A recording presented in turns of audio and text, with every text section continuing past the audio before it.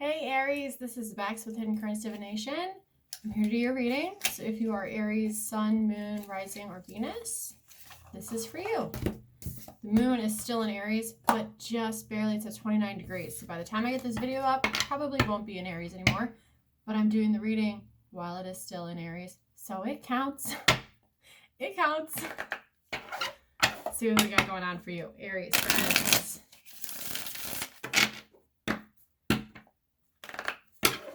Sun, Moon, Rising, Venus. Past, present, future. Aries. How's the last month been for you since I did your last reading? Has it really been a month already?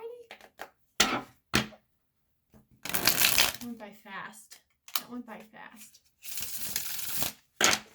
I've been having fun shuffling for the camera recently. Okay.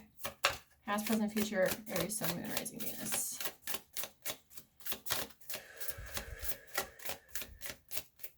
What do they need to hear? What do they need to know? What do they need to see? What do we got? What do we got? Past. Two of Cups, baby. Ooh. Meaningful, important, impactful, reciprocal relationships. Soulmate stuff, if you believe in that. Partnerships. Whoa, that one flew out. Present. Eight of Swords. Is that the 8? Yeah. Victimization, being unwilling to look at how we're contributing to a situation. Or unable, sometimes. Feeling stuck, feeling trapped.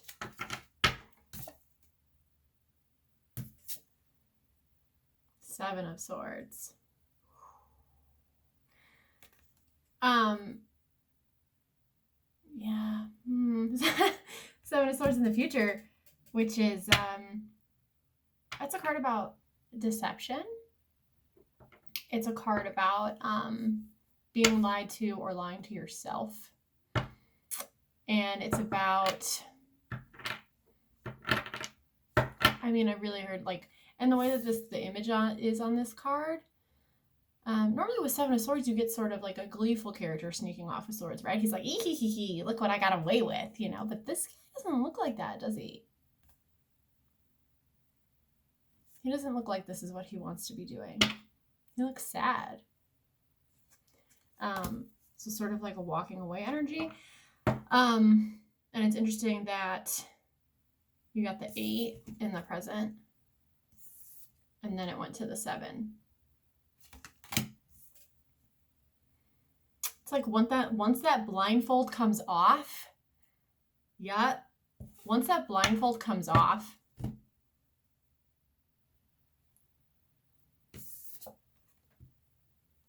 I gotta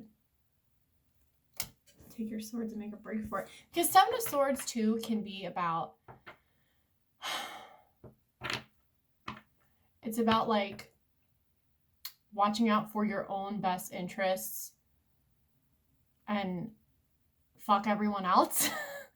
That's kind of a Seven of Swords energy, right? Because that's why people don't like Seven of Swords, is because it's like they're only looking out for them, for number one. They're doing what they want to be doing, and it can feel like very sneaky and deceptive and like somebody's lying. And sometimes though, it's about looking out for yourself, watching out for you, doing what you need to be doing.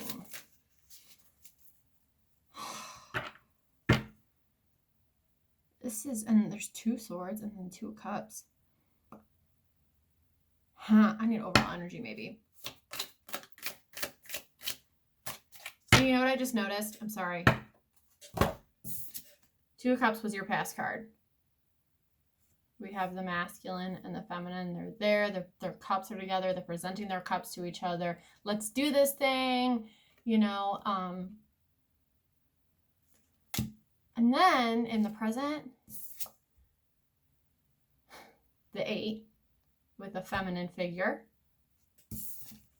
Future is a 7 with a masculine figure. So there could be a really important relationship in your life right now where communication is just like completely broken down. Because swords it's communication. It's, you know, your thought processes, your perceptions, your mental states. And we started with this couple who was together. Now they're apart. So it really could be, but here it's interesting though, because let me see if I can flip this for the camera. In the spread, they're like, it's almost like they're moving toward each other though too, which is really interesting. There might have been some kind of like, you might be going through like a breakdown so that you can have a breakthrough. But maybe the one who is the feminine counterpart is not seeing things clearly. They're not admitting to how they're contributing to things. They're not, they can't see a way out or forward or through. And the masculine's just kind of like making space. Kind of begrudgingly though. It's like, I'm done lying to myself about this. I'm done about not being honest about what I want, what I need, what I think. Overall energy, maybe.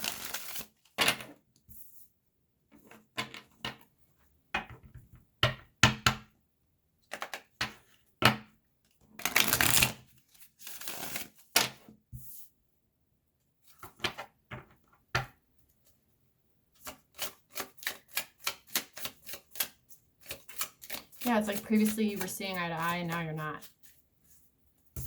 Overall energy is the sun. All right, but I heard ego battle immediately when that came out. Because the sun is the ego for me.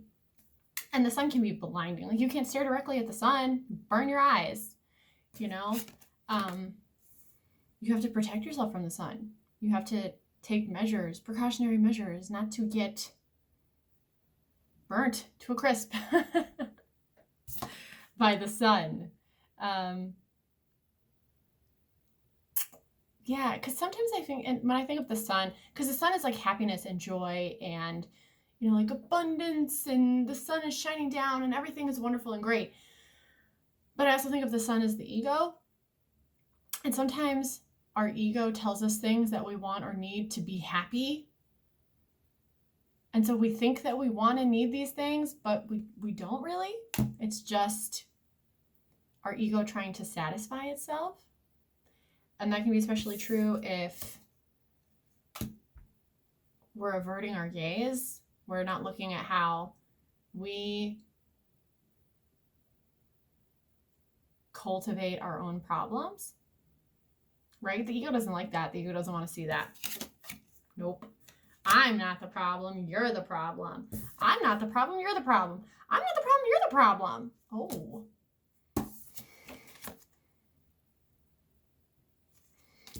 So things could be very difficult right now in this really important relationship for you. And that could be any kind of relationship, marriage, life partner, best friend, business partner, tennis partner, you know, whatever, however that applies for you when I say important relationship, a family member. But Two of Cups is, and like I said, I did mention like soulmate stuff, and if you believe in that, it could be that too. But I also believe that soulmates they can take all forms. They can be platonic, they can be someone related to, they can be romantic, they can be, so that's the space that I'm coming from when I say that. This can really be any important and previously very stable and reciprocal relationship. Although sometimes the things that we're reciprocating, the things that we're mirroring back to each other are not awesome. The Sun kind of makes me feel like I said earlier, it's a breakdown to have a breakthrough. It could be that too. Like, this is ultimately something that's going to lead you to a more like fertile, like I'm thinking like planned life, like fertile, like abundant space together or separately, if that's right for you. I don't, it looks rough.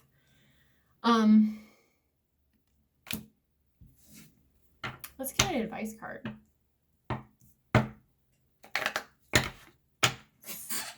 I've got them backwards because I'm so in this, Aries. And here's the thing. You know, I know sometimes Eight of Swords is a hard card to look at, whether that's somebody in your life who's in an Eight of Swords space in the context of the relationship, or whether it's you. It's really, it can be difficult to be like, oh, I'm really not owning my own stuff in this, am I? Like, I struggle with that all the time. And I have Aries placements, hey. This is not a call out. This is a call in. Like, you always have choices. You always have agency. You always have the ability to reflect, to see things from the other person's perspective, to make choices, make decisions, own your stuff. It's never too late to do that. And, you know, being real honest with yourself about what that means for you and potentially for this relationship, and what the way forward's going to be, or the way back to this. Advice card. Advice card.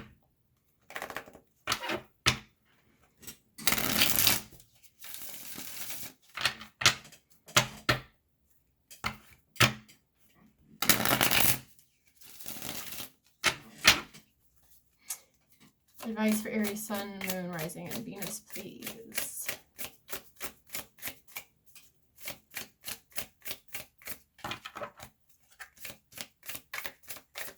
I'm just kind of looking at the spread to see if anything else jumps out at me in the images. You know, and when I talked about like the masculine and the feminine when I was doing that spread, that doesn't mean we have a man and a woman in a relationship. It doesn't mean that the woman is the feminine and the masculine is the man. Like, this could be a partnership or a relationship with two women, two men, non-binary friends, whatever. I'm talking about like ways of moving and being in the world. When I say masculine and feminine, I know those are like really loaded, sort of outdated words, but just roll with me. Advice. Empress. What did I say about being led to like a more fertile place? Yo. The Empress is like fertility goddess. I think in this card she's even pregnant here. So that could be a thing for you, maybe. And she's unconditional love is what she is. She's the queen of all the queens in tarot. She embodies all of them together, all of their energies. And she's like the ultimate sort of motherly archetype, right? Unconditional love and grace and acceptance and compassion and incubation. And I'm talking about that for like all acts of creation, whether that's an actual life or creating a new relationship dynamic, other creative processes like writing, all kinds of art. It's a good omen for that, to, you know, like incubate and then give birth to those things. It's about the act of creating and your ability to do that. And unconditional love, I think of that one with the Empress. When I say unconditional love, I don't mean unconditional tolerance, because those are not the same thing. Just because you love somebody unconditionally doesn't mean you have to tolerate everything that's happening. I think actually being able to communicate things and say this is what I will and will not tolerate is an act of unconditional love. And I think the Empress is really good at nurturing things and caring for things. That could be yourself. That could be, you know what I mean? Because sometimes like the ultimate thing, kind thing that you can do for yourself is leave something that's not honest. It's not truthful. It's not serving your needs. Sometimes the most caring thing that you can do is like being willing to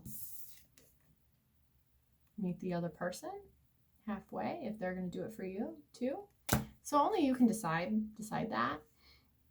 But she's a good omen. You know, I think of like all of the, like, I think of like the Holy Mother and stuff when I think of the Empress, like just that motherly, like sort of energy. But that doesn't make her a doormat, right? Quite the opposite, actually. I think if you can continue to work on the situation or approach the situation from a space of love, that's gonna serve you really well, Aries. Especially because I know sometimes we can struggle with that. We can be angry. We can be really quick to judge decisions and situations and people. Empress is very Venusian, and Venusian types are slow. They're slow. They don't have to rush because scarcity is not a thing for them. When I think of Venus, I don't think of rushing. I think of being very slow and very patient. So that could be some advice for you too. All right, Aries, that's what I got for you. I will see you in about a month, and I wish you all the best with this. Bye.